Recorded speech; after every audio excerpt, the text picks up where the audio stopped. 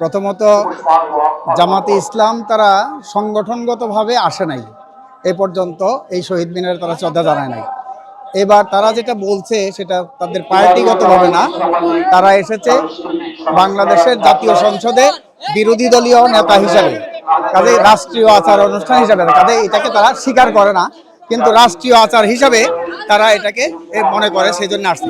Extreme মশার coil plant fibre দিয়ে তৈরি, তাই সহজে ভাঙে না, সুগন্ধিযুক্ত ও নিরবিচ্ছিন্নভাবে জ্বলে। ডেঙ্গু, চিকুনগুনিয়া বাহি সহ যে কোনো মশার বিরুদ্ধে দেয় এক্সট্রিম সুরক্ষা।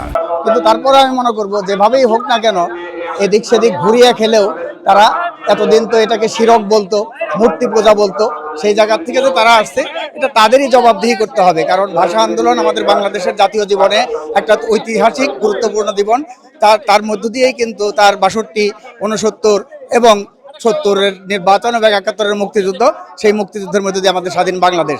কাজে এতদিন তো ওরা স্বাধীন বাংলাদেশকেই স্বীকার করে না, মুক্তিযুদ্ধের বিরোধিতা করেছে, ভাষা আন্দোলনের বিরোধিতা করেছে, মূর্তি পূজার সাথে তুলনা করেছে। ওরা যে আসছে এটা আমি মনে করি যে ওদের পরাজয় এবং আমাদেরই জয়।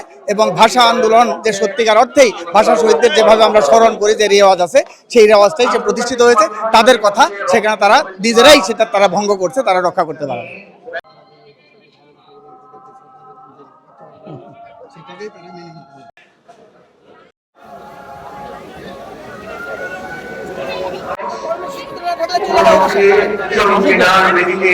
পুষ্পাঞ্জলি অর্পণের জন্য এগিয়ে আসছে জাতীয় প্রেস ক্লাব।